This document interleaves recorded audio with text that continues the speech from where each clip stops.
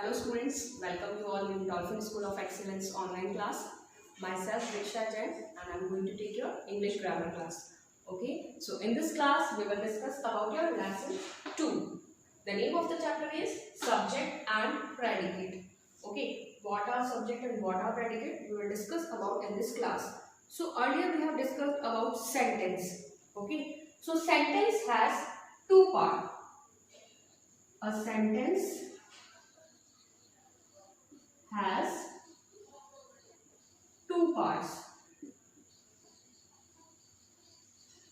The first one is subject and the other one is predicate. Okay, so what is sentence? Sentence means a group of words which make complete sense is called sentence. So sentence has two parts, subject and predicate. For example,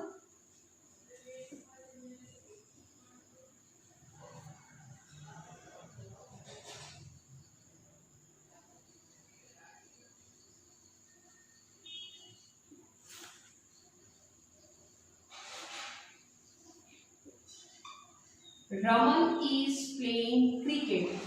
So here so many words are there. Raman is a word, is a word, playing is a word, cricket is a word.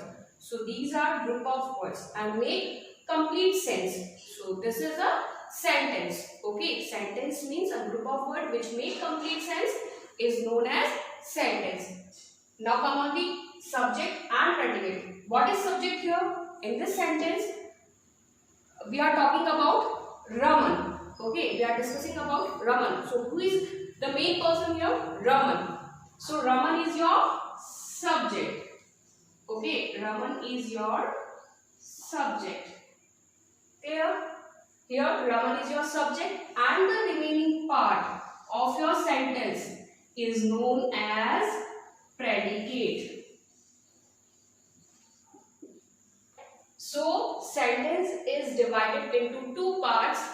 First one is subject and the other one is predicate. In the sentence we are talking about what or whom in a sentence is known as subject. So here we are talking about Raman. Raman is your subject and the remaining part of your sentence is known as predicate. So it is clear, subject and predicate. Now come on the next example. Okay.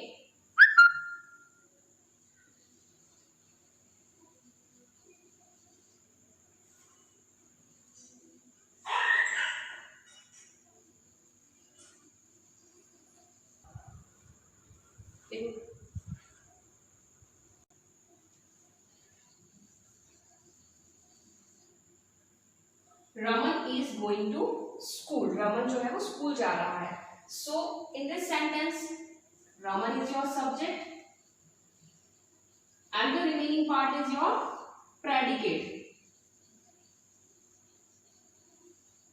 One more thing is there. See here, is. So is your verb. So always remember to complete a sentence, predicate always contain verb. Okay, predicate के साथ हमेशा क्या होता है? Verb होता है. तो आपको इसकी एग्जांपल्स में कुछ और देती हूँ. ये चीज आपको क्लियर हो गई? तो यहाँ पे जो मैंने आपको सेंटेंस के साथ सब्जेक्ट और प्रेडिकेट समझाया है, एक बार फिर से हम इसको रिवाइज कर लेते हैं. यहाँ Raman is playing cricket. Raman जो है वो क्रिकेट खेल रहे हैं. तो रमन के बारे में हम बात कर रहे हैं. तो रमन क्या है? सब्जेक्ट है आपका और रिमेनिंग पार्ट जो आपका सेंटेंस का रह जाता है वो कहलाता है प्रेडिकेट. ओके, अब यहाँ जो नेक्स्ट सेंटेंस मैंने आपको एग्जांपल बताया है उसमें है Raman is going to school. तो रमन सब्जेक्ट है और रिमेनिंग पार्ट क्या है आपका? प्रेडिकेट है. लेकिन जो इज है यहाँ पे भी और यहाँ पे भी ये क्या है? वर्ब है. तो हमेशा आप ध्यान रखिए कि जब भी प्रेडिकेट की बात होगी तो प्रेडिकेट के साथ ही कंटेन होगा वर्ब. ओके, तो आपको मैं कुछ और एग्जांपल्स के साथ ये समझा देती हूँ.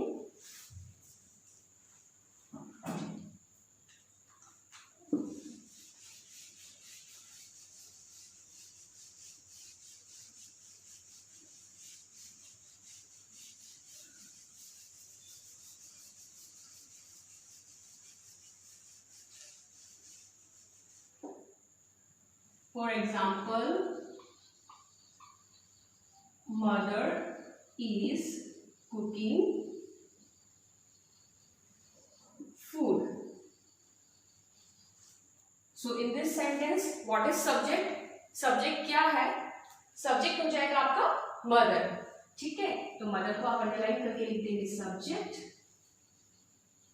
और रिमेनिंग पार्ट को आप क्या अंडरलाइन करेंगे, क्या लिखेंगे? predicate.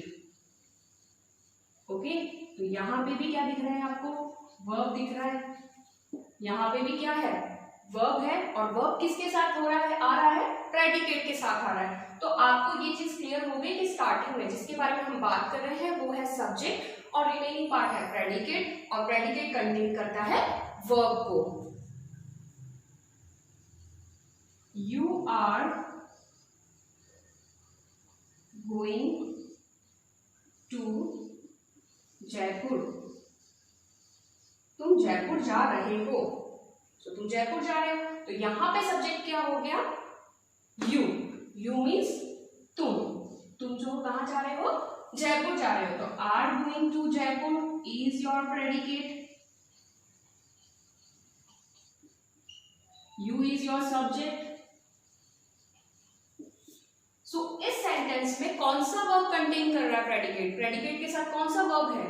तो यहां पे वर्ब आपका क्या है? आर. Okay, understood? क्लियर है ये आपको? So one more example is there.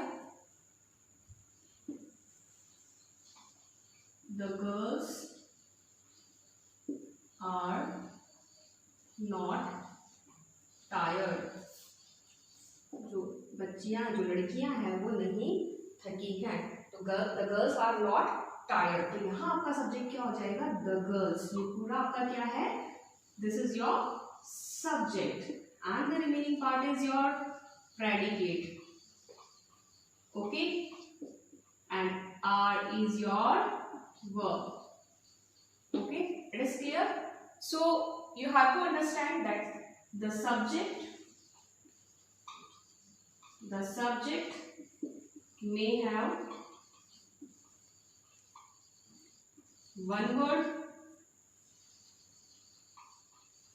or more than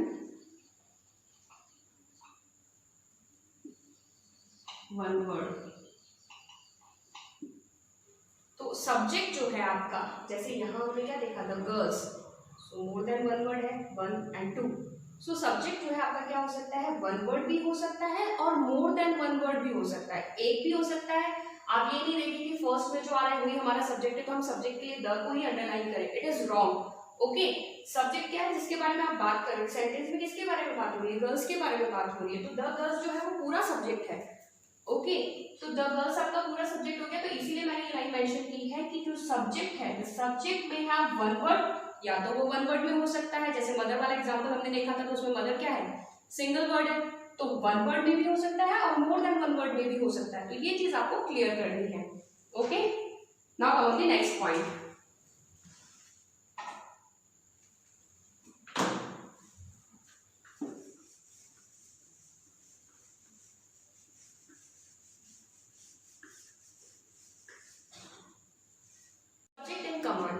okay, so subject and commands में क्या होता है? जो सब्जेक्ट होता है वो मेंशन नहीं होता है. Okay, C here example. Come here. अब ये एक सेंटेंस है. अगर आपको बोल दिया जाए कि इसमें आप फाइंड करो कि सब्जेक्ट क्या है, प्रेडिकेट क्या है, so it is tough for you क्योंकि सब्जेक्ट जो है वो मेंशन ही नहीं है. तो आप सब्जेक्ट क्या समझेंगे? तो यहां पर क्या होता है? जो सब्जेक्ट होता है वो होता है यू. तो सब्जेक्ट क्या हो जाता है? You. Subject is not mention in subject in commands but it's understood. ये आपको समझना है कि जहां कहीं भी आपको इस तरीके के सेंटेंस मिलते हैं जहां सब्जेक्ट मेंशन नहीं है तो सब्जेक्ट जो है वो हमेशा क्या होगा? यू होगा. See one more example. Sit here.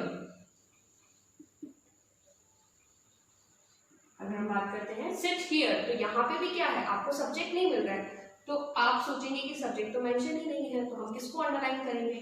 तो यहाँ पे जब भी मैंने आपको बता दिया सब्जेक्ट एंड कमांड्स इस टाइप के आपको सेंटेंसेस मिलते हैं तो वहां आपको ये चीज क्लियर हो जानी चाहिए। यू ऑलवेज रिमेंबर कि सब्जेक्ट जो है वो क्या होगा, यू होगा। तो सेम एज हम यहाँ पे भी क्या मेंशन कर देंगे, you sit here, you come here.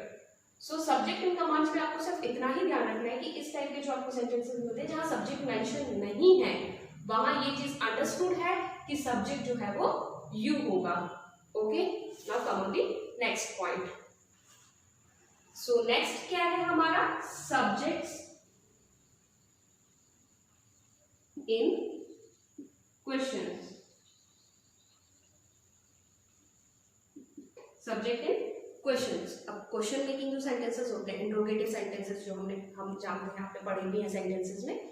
तो इंट्रोगेटिव की अगर बात की जाती है, जहां पे क्वेश्चन सेंटेंसेस की बात की जाती है, वहां पर क्या होता है, सब्जेक्ट जो है नॉर्मली हम देखते हैं, अभी तक हम जो ऊपर आगे पढ़ते हुए आए उसमें क्या है, सब्जेक्ट जो है वो कहाँ आ रहा है, इन द स्टार्टिंग में हमें सब्जेक्ट मिल रहा है। और सब्जेक्ट इन कमांड्स में हमने देखा कि सब्जेक्ट मेंशन नहीं है तो सब्जेक्ट क्लियर है वहां पे कि यू जो है वो सब्जेक्ट होगा।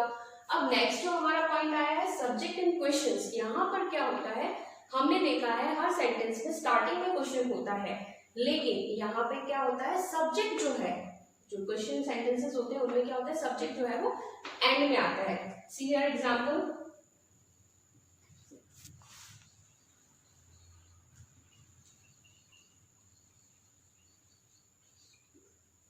हु आर यू, तुम कौन हो। तो ये क्या है, ये यहाँ पे क्या पूछा है, क्वेश्चन पूछ रहा है, यहाँ पे क्वेश्चन मार्क दिख रहा है आपको, तो ये क्वेश्चन है। अब क्वेश्चन में क्या हो गया, तो ये जो हु आर है ये आपका क्या है, ये आपका हो जाएगा प्रेडिकेट।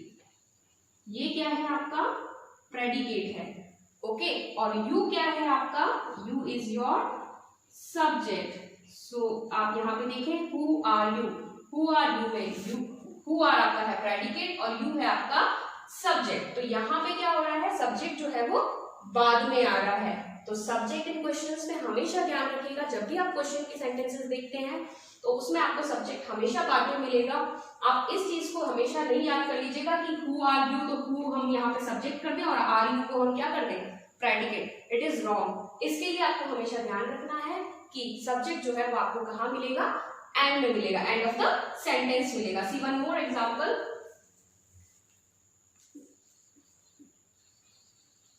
वेयर इज मदर,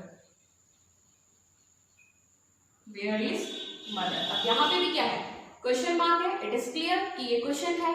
तो यहाँ हम इसको क्लियर कैसे करेंगे, आपको देखना है, वेयर इज क्या हो जाएगा आपका, प्रेडिकेट हो जाएगा, और मदर क्या है, मदर इज योर सब्जेक्ट। ये सब्जेक्ट है और ये प्रेडिकेट है। तो सब्जेक्ट इन क्वेश्चंस आपको क्लियर हो गया। आप इन एग्जांपल्स के थ्रू इनको समझेंगे और आपकी बुक में जो एक्टिविटी दे रखी है आप उसके थ्रू उसको सॉल्व करेंगे। If you have any doubt then ask me, try to solve all these exercise positively. Okay students, thank you.